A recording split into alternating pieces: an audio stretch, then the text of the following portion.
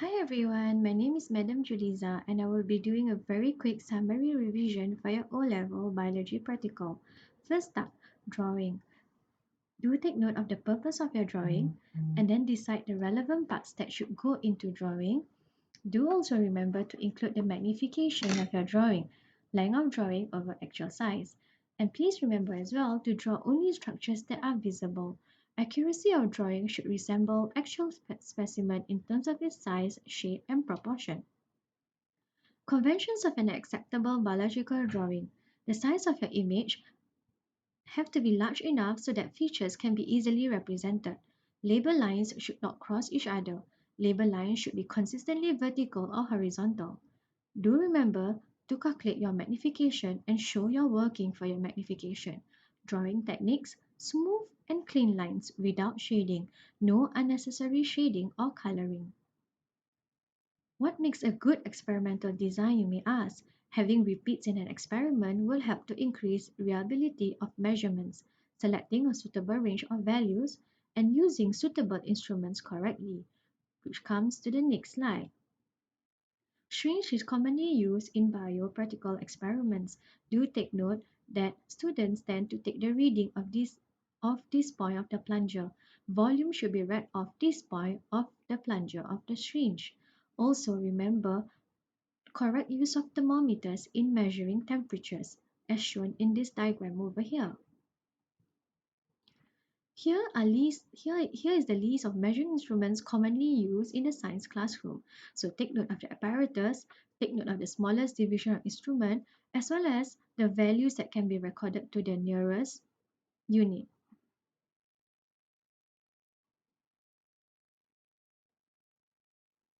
Common techniques needed in science experiment. These are the common techniques needed in bio, which you would have already done throughout your entire 4 years here in Christchurch. Preparing water bath and maintaining temperature, heating and transfer heated objects, diluting solutions, transferring solutions, preparing slides for viewing under microscope, making transverse or longitudinal cuts of plant samples, carrying out food tests, and preparing leaf for starch tests. Next, we're going to move on to characteristics of a good table. Independent variables should be in the leftmost column of the table with the following subsequent columns showing the dependent variables. Heading of each column must include both the quantity being measured and the units in which the measurement is made. The unit should be written in backslash notation. The body of the table should not contain units. Reading made directly from measuring instruments should be given to the number of decimal places that is appropriate for the measuring instrument. And do remember, calculated data should follow the least number of decimal places.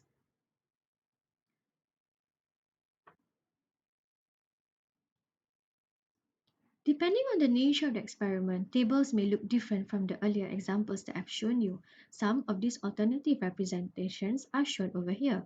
For example, when you're doing a starch test, to document the data where there's presence of starch, you can put them in a table like this. Or for your reducing sugar test, you can write down your observation followed by your interpretation or your conclusion as to whether is there reducing sugar present, traces amount, low amount, moderate amount, or large amount of reducing sugar present. Let's take a look at data representation in graph. These charts are used when the independent variable or dependent variable is categorical. This is one example of a bar chart. Next example would be histogram. Continuous and numerical data can be represented in a histogram. This is different from a bar chart as each of these blocks touches the next and is ordered in either increasing or decreasing magnitude. Graphs should be drawn with a fine tip writing instrument.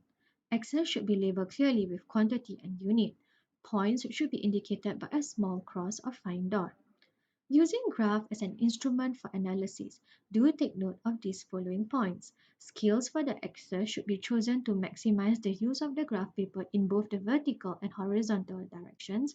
Use sensible ratio for scale. Example, 2 cm on the graph paper representing 1 or 2 or 5 units of the variable. Each data point should be plotted to an accuracy within 1/2 of the smallest square on the grid. Drawing a line of best fit. A line of best fit, which may be a curve, should be drawn when there's a possible relationship between the variables. Should have equal number of points on either side of the line over its entire length. Line drawn may or may not pass through any of the plotted points. Line drawn should be smooth and even. Please also take note of the following points. Extrapolation of the best fit line. In general, if there's no known relationship between the variables, the line of best fit should not be extrapolated, as the trend line drawn can only describe the relationship within the range of data collected. Do also take note, a point-to-point line should be drawn when there is no possible known relationship between the two variables, or there's no investigation to be done to determine the relationship between the variables.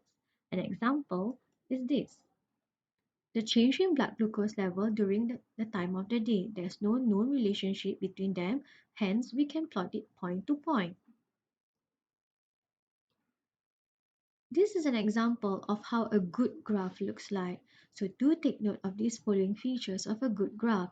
Each axis is labeled with a correct unit. Avoid the use of odd scale.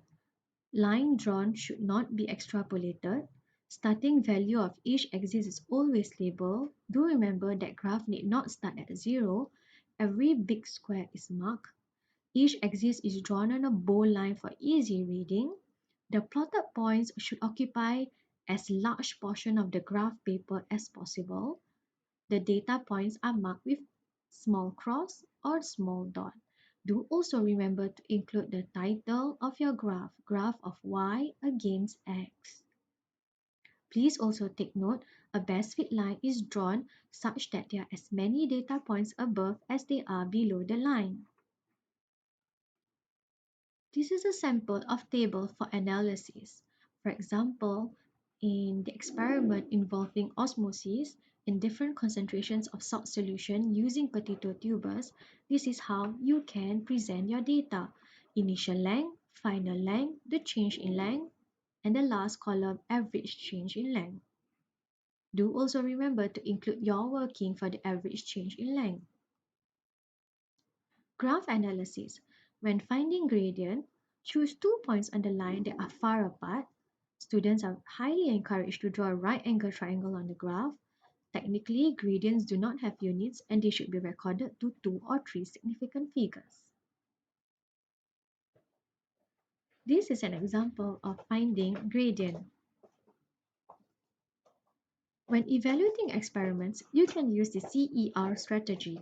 C for claim, statement about the results of the experiment. E, evidence, using your data in the experiment to support your claim. And R, reasoning, to link your claim and evidence using the biological concepts that you have learned. Let's take a look at the two common types of errors in bioexperiment. We have random errors and systematic errors. In random errors, the observer estimates the reading on an instrument, while for systematic errors, is caused by environmental factors or existing zero errors in the instruments. Do take note that for systematic errors, averaging does not reduce systematic errors. It can only be corrected if the observer identifies the causes of errors. How to identify errors, you may ask. When you're doing your experiments, ask yourself these 3 questions to help you to identify errors. Which experimental procedure were difficult to carry out? Which measurements were difficult to observe and record accurately? Other than the measured variables, what other factors could have affected the results? After identifying the errors, suggest ways to improve the reliability and validity of the experimental results. What kind of ways can you suggest would be modification to the experimental procedures, more rigorous control of variables, or use of more accurate measuring instruments and or procedures. Let's take a look at example of key sources of error. This is an experiment involving osmosis using potato tubers.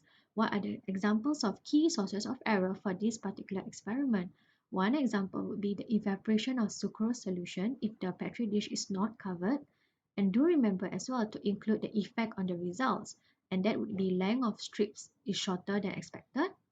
Potato strips may have originated from different potato tubers, then this would result on inaccurate results due to biological variability.